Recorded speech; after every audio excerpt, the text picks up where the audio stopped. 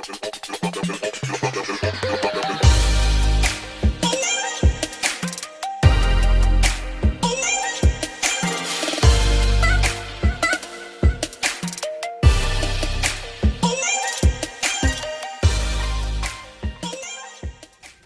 going on, everybody? My name is Detir, and welcome to The Conversation. So I want to talk to you guys about your friendships and like the people you have around you.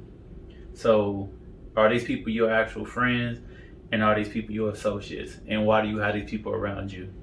I'm learning as I continue to grow on the journey that I'm on about what your friends allow, and can your friends hold you to the fire? How many friends do you feel like you can actually be totally honest with and talk to them about how you actually feel about them, and how do your friends actually feel about you?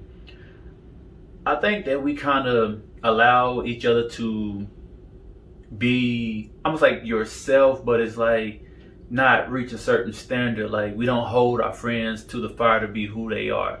So maybe I'm wrong in my perception, but like I say, I'm always open to hear feedback from anybody who's watching my show. So I encourage it. I welcome it. Leave your comments down below. Interact with me. Let me know what you think about the topic. Because I'm thinking about myself to a certain degree about the level that I'm operating on. And am I operating in a level of mediocrity? Not actually giving my full time, my full attention. And when it comes to different aspects of your life, do your friends or do you feel comfortable really telling your friend actually how you feel about them and how they move? See, I think that a lot of times when we dealing with each other, that we like, man, that's just who that person is. You know, I've heard conversations this week, and I've seen people make posts about how, well, my friend liked this about me, and I like this about me, so I'm not going to change as a person, as an individual. I am who I am. But your friend liking you and a companion liking you is two different things. Your friend can like you because they say, I wouldn't deal with that, but hey, I don't have to. That's just my friend. You know, like a homegirl talking to a homegirl, like, man, that girl, yeah, I don't know how she keeps somebody when she's like that. Or your partner, like, man, that's a little bit crazy. But do you actually tell your friends that? Some people have open dialogues with their friends where they can be real with their friends, like, hey, girl, you know who I am. And your partner's like, hey, man, I'm just going to be honest with you. I'm going to be blunt with you. And the friendship doesn't end. But a lot of people, I feel like, are not able to be really honest with their friends and tell their friends how they really feel. Somebody who you dealing with, and just have that open conversation. Because I feel like people get so offended and they don't want to be challenged to be able to be better and to be like held to the fire. So I wanted to ask you guys about that. And then with this situation, I just thought about like something that really kind of rubs me the wrong way is when I hear women say, I don't need a man, I want a man. And I'm totally different from that aspect when it comes to a woman. I don't feel like a woman is an option to me, as if I don't need her, I want her. Because I'm always thinking about the future. I'm always thinking about hindsight. So when you bring it back to the conversation about, are you really being real with your friends? What are you able to really do? And are you really who you really are? Because I know that a lot of females, I'm bringing up females a lot because I see a lot of females, they have friend groups, and some of y'all friends groups can't mix with each other because some friends don't get along with other friends, and these are my fun friends, this is this type of friends. I don't know if guys do that, but I don't have friend groups. Like, if I rock with you, we rock. You know what I mean? I don't have different friends that I hang out with different than other friends for different reasons. I don't know. That's just me. But again, if y'all have anything to say about this, like I said, I want y'all to interact and tell me what y'all think about the topic and what your experiences are. So I'll bring this up going back to when I hear a woman say, I don't need a man, I want a man. And I feel like that was something that was going around for a long time on social media. And I wonder, why would a woman be saying that I don't need you? It's not like you need a person like oxygen to live, to breathe. But it's like, what do you mean I don't need you?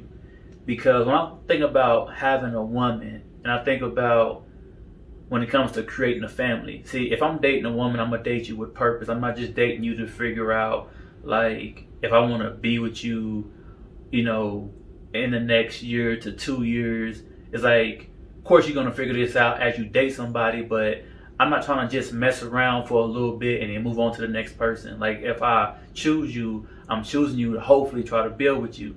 So when it comes to having a relationship with you, I don't feel like that I want you. I feel like I would need you. Because when it comes to us having children, I'm going to need you to be a mother to our children. I'm going to need you to teach our daughter how to be a woman. I can't teach her that. So I need you to be, somebody great that I can build with.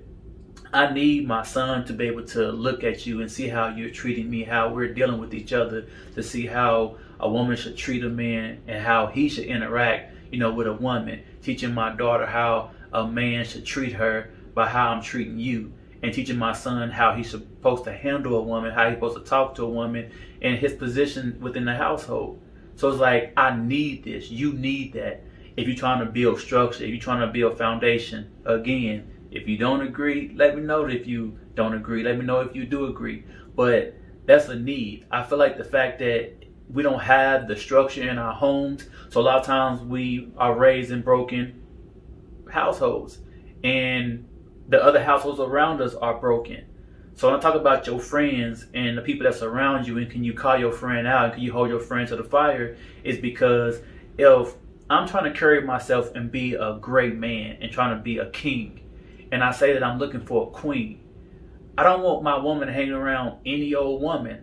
You know what I mean? And I'm pretty sure that woman wouldn't want her man to hang around any old man, a man who's just hanging around with guys who's always partying, always out here trying to have so-called a good time. Some of his friends still chasing skirt tails, because that's your influence. You know what I mean? What's around you is going to influence you. Be not deceived, for bad company corrupts good morals. So if I have a fellow king that I hang out with, and he holds himself to a certain standard on what he moves, how he, who he lets around his family, I would value a friendship like that, because I know that if I have a fellow king as a brother, and then he has a queen as a wife, I feel very comfortable with my wife hanging out with his wife, because of what she will give my wife, what my wife will in return reciprocate and give her.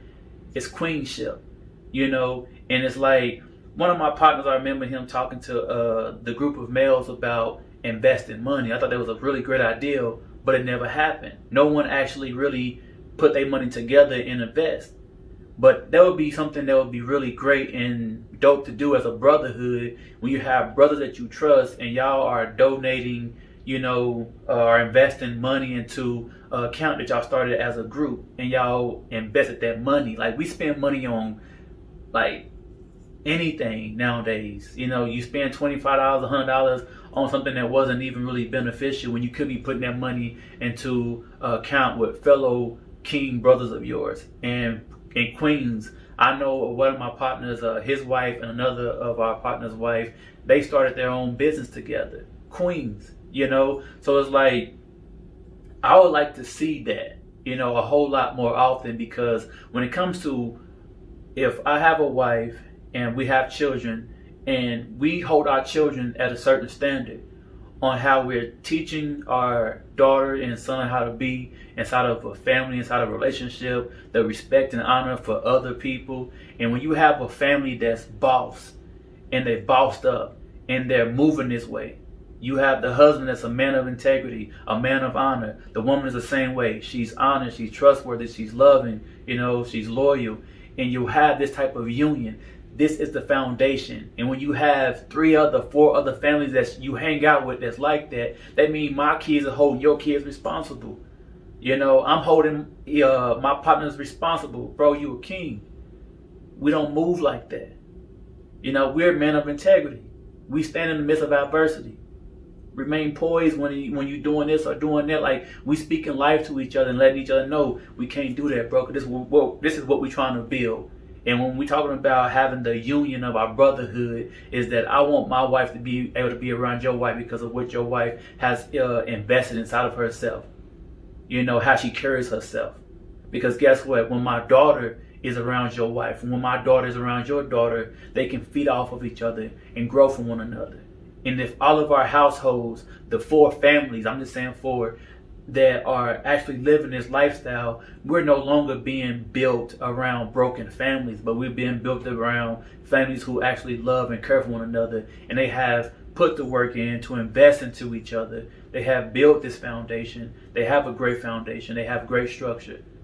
Right now, the way that we grow up in our communities, we grow up with trauma, childhood traumas. We grow up with insecurities. We grow up with a lot of negative things that's, that we see in our households, and the things that we are not privy to because no one is talking to us about these life situations and how to be inside of our relationships and so forth.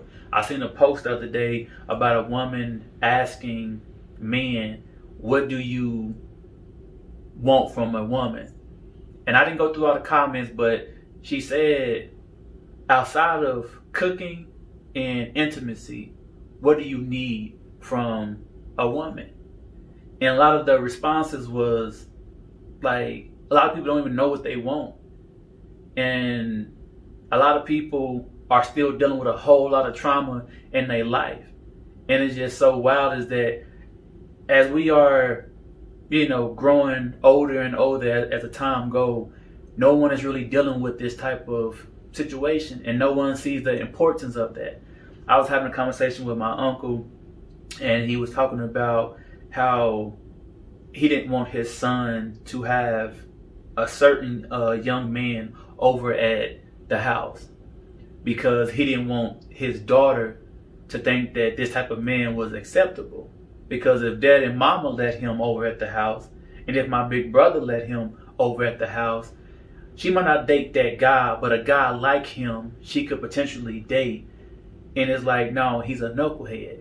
See how he talks, see how he moves, see how he dressed. We can't condone that. Because people might think, oh, no, it ain't that serious. It is, because I don't want my daughter seeing a young man like this that's moving the way he's moving and thinking that this is what she should give herself to, someone that's like that. And it's because of the approval that's around. So again, man, let me know how y'all think about what I'm saying and your perspective on it, because this is just how I see it. This is the perspective that I have, and I feel like that I'm not really sure that a lot of people are really being held to the fire. I know that there are some conversations that I tried to have with some of my partners, and it wasn't very welcoming. Like, they didn't want to talk about it. And it was the fact that, bro, you're not who you say you are. You move in a certain type of way, and it's like, you can let your brother be that way, but it's like, man, is that really the standard? Like, do I want to really be a part of that type of brotherhood? You know what I mean? Because it's false. And when you have a woman that you hang out with, ladies, is this woman really the standard that you want your daughter to be around? Like, why do you choose a person to be in your life? Like, you might have associates, but is this person really your friend? A person who is able to grab you by your coattail and really call you out on something. When we say iron sharpens iron, so that one man sharpens another, it's the same thing for a woman. I say man, sharpen another. It's mankind. It's humans. So do your female friend sharpen you? Do she challenge you? Do she make you better? Can she call you out and let you know, like, I don't know what y'all call each other, but girl, that ain't the move. That ain't how we move. That ain't the standard. Why are you moving like that? Why are you talking like that? Why are you dressing like that? I think a lot of times people think that you're being judgmental, but then you start to get into a woman who's in school, she's investing into herself, investing into her education, or she's invested into learning about different things about her communication, about how she handles situations when it comes to her investing into life and investing into business, and she starts to elevate and she's trying to get you on the same page. Girl, I ain't trying to do nothing like that. And then when she constantly moves up and moves up and moves up, and then her time is not, she can't spend as much time, she don't have much leisure time as she did at one point. And now you're looking at her like, judging her like, oh, she done changed. She changed for the better. or she acting all Hollywood. She's not acting Hollywood. She has developed into this woman who she is, and she tried to bring you along, but you were saying that you wasn't with it. So is it really somebody judging you when they trying to invest into you and say, what are you doing? Where are you trying to be? What are your goals in the next 2 to 5 years? What are you doing with your life? So I just want to know what you guys think about the topic, what you think about the conversation and the perspective. I'm not saying that my perspective is right. I'm just simply saying this is my perspective from the information that I have and what I see. So you have anything else to add to it, something else that I'm missing, leave your comments down below. Anyway, that's been my time. My name is Datir. It's one love from me to you. Remember that it's progress, not perfection. You rest in the end, not the middle. My name is Datir, and welcome to The Conversation.